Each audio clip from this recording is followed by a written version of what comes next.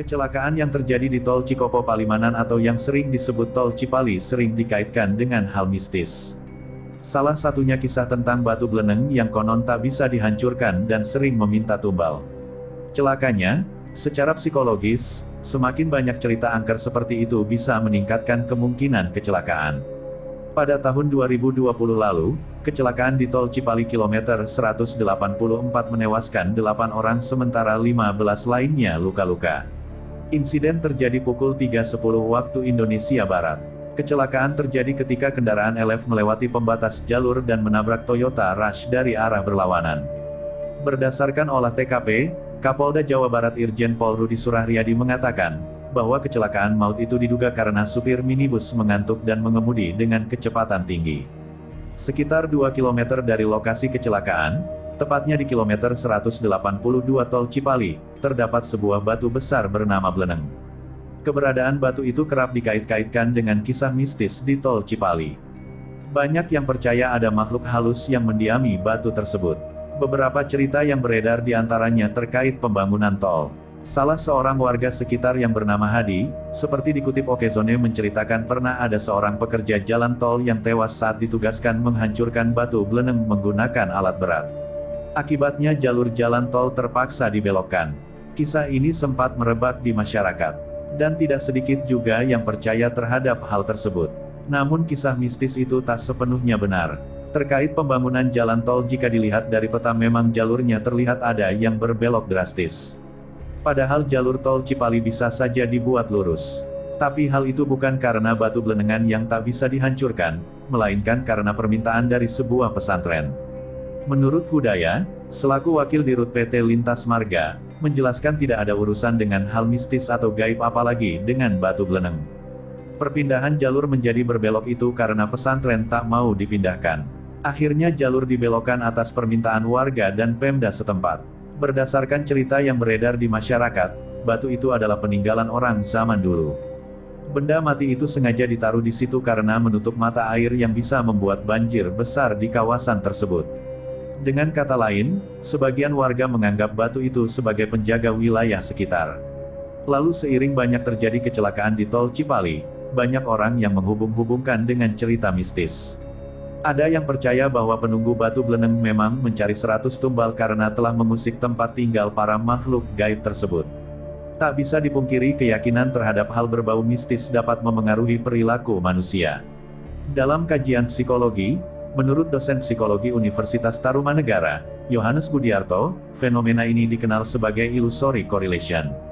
Fenomena ini mengacu kepada keyakinan seseorang bahwa sesuatu berhubungan dengan sesuatu lainnya meskipun secara rasional hal tersebut tidak rasional. Namun, hal ini dapat menurunkan kecemasan dan meningkatkan kepercayaan diri atau keyakinan diri. Menurut Yohanes, keyakinan terhadap sosok mistis pada suatu objek merupakan jalan pintas kognitif agar manusia lebih mudah mengelola perilakunya. Imbauan-imbauan klinik seperti, hati-hati di tikungan jalan X ada penunggunya. Jangan lupa nyalakan klakson, kata Yohanes cenderung memengaruhi konsentrasi ketika seseorang sedang mengemudi. Kondisi inilah menurut Yohanes, justru meningkatkan kemungkinan kecelakaan kendaraan di wilayah tersebut. Pengemudi di wilayah sekitar tersebut akan semakin meningkatkan sensitivitas dan kesadaran pada mitos tersebut dibandingkan pada detail karakteristik jalan yang dilewati. Selain itu, keyakinan tersebut juga meningkatkan kecemasan saat mengemudi di wilayah yang dikenal angker tersebut. Akhirnya berdampak pada kurangnya kontrol motorik saat mengemudi, ujar Yohanes. Bukan cuma menimbulkan kecemasan, mempercayai klinik yang menjadi perbincangan banyak orang juga menimbulkan efek harapan. Tak ayal, ada saja orang yang mengharapkan munculnya sosok penunggu wilayah tersebut sehingga perhatian pada jalan berkurang. Akibatnya kecelakaan sangat mungkin terjadi.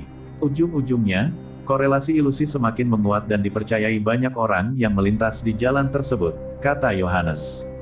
Kendati demikian, dari data resmi laporan kecelakaan Tol Cipali, belum pernah ada yang dilaporkan terjadi akibat ilusi mistis. Kebanyakan kecelakaan terjadi akibat human error. Tingkat kecelakaan di Tol Cipali memang cukup tinggi.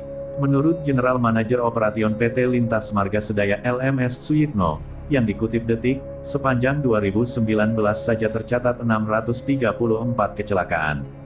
Sebanyak 51 orang meninggal dunia dari total kejadian yang ada. Kendati demikian data kecelakaan terus menurun. Pada 2016 total kecelakaan di Tol Cipali ada 1.282. Lalu 2017 terjadi 1.381 kecelakaan, 2018 ada 1.197 kecelakaan. Banyak faktor yang menyebabkan terjadinya kecelakaan fatal, kata Suyitno. Misalnya saja tabrakan belakang, kendaraan menyeberang ke jalur lain, pecah ban, mengantuk dan lainnya. Tabrak belakang jadi salah satu kecelakaan yang paling banyak mengakibatkan korban meninggal.